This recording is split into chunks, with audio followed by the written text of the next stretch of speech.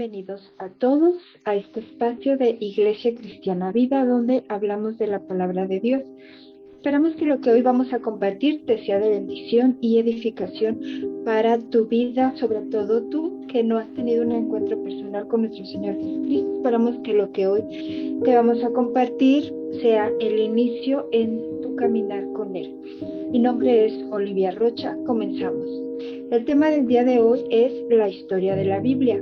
No podemos entender en realidad el desarrollo del cristianismo en México sin conocer cómo llegó la Biblia a nuestro país.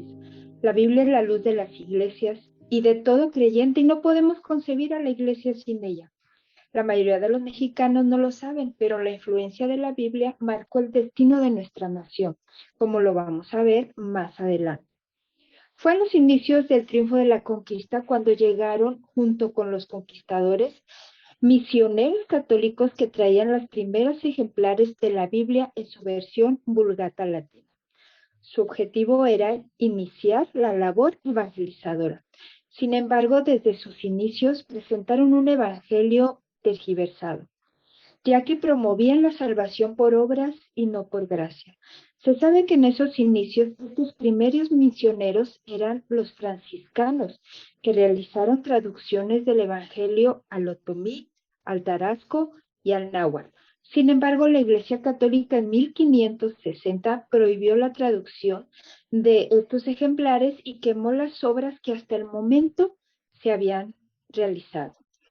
Durante la época colonial, que duró alrededor de 300 años, la Inquisición prohibió la entrada de Biblias al continente. Se ordenaba a todo el que poseyera una Biblia la entregara para que fuera quemada. En esa época era claro que el poder de la Iglesia Católica era muy fuerte, no solo sobre el pueblo, sino también en las altas esferas políticas. Debió pasar todo este tiempo antes que el pueblo empezara a tener en sus manos los primeros ejemplares de la Biblia y empezar a tener acceso a la verdad. En 1810 ocurrió un suceso que todos los mexicanos conocemos.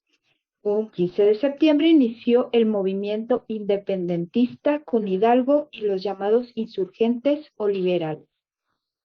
Empezó a abrir el camino para quitarle poder a la Iglesia Católica y permitir así el acceso de todas las personas a la palabra de Dios.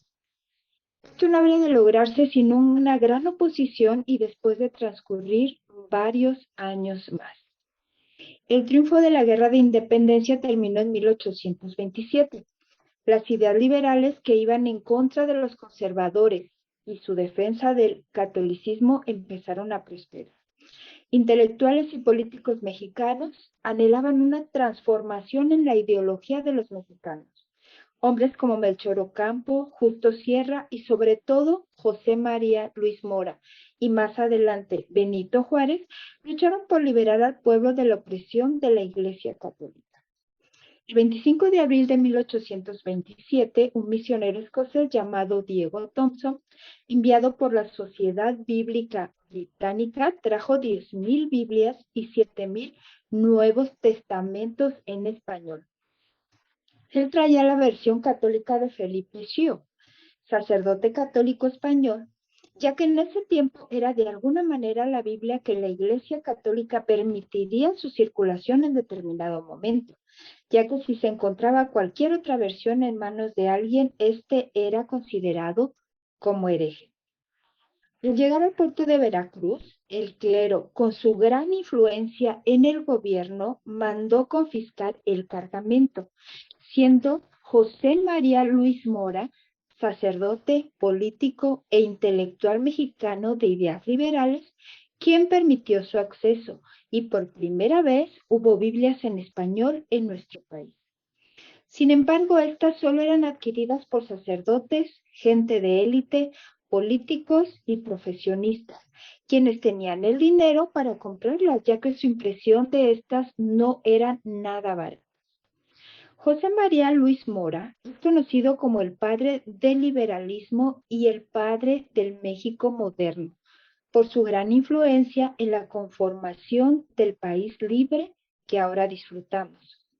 Pese a esto, la mayoría de los mexicanos desconocen la pasión que tenía este hombre por la palabra de Dios y su anhelo de que todo mexicano la conociera. Es innegable la influencia que su conocimiento de la Biblia tuvo en sus ideas políticas y sociales, plasmadas posteriormente en las leyes que regirían nuestro país. Diego Thompson y José María Luis Mora fueron amigos. Congeniaron tanto en su manera de pensar, al grado que cuando Thompson regresó a Inglaterra, fue él quien se adhirió a la Sociedad Bíblica de Inglaterra para continuar con la labor de la distribución de esta en México.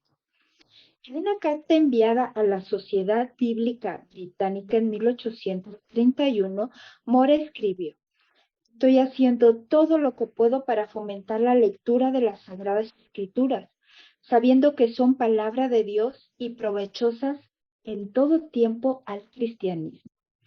En esa misma carta les anunciaba que estaban listas las traducciones del Evangelio de Lucas al mexicano y al tarasco. Más adelante anunciaría también la traducción al otomí y al huasteco. Como ya lo mencionamos, años más tarde Benito Juárez sería otro defensor de la libertad religiosa en México, lo que conllevaba la libertad para la lectura de la Biblia.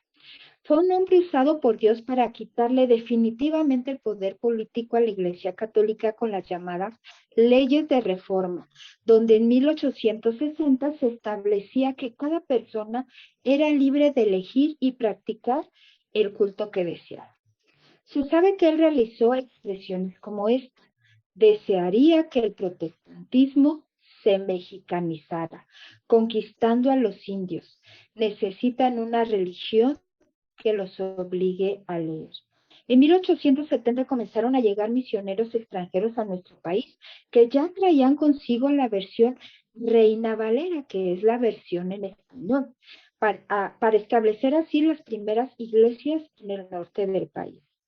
Esta obra no fue fácil definitivamente, pues la Iglesia Católica continuó con su oposición, pero ya de una manera más menguada.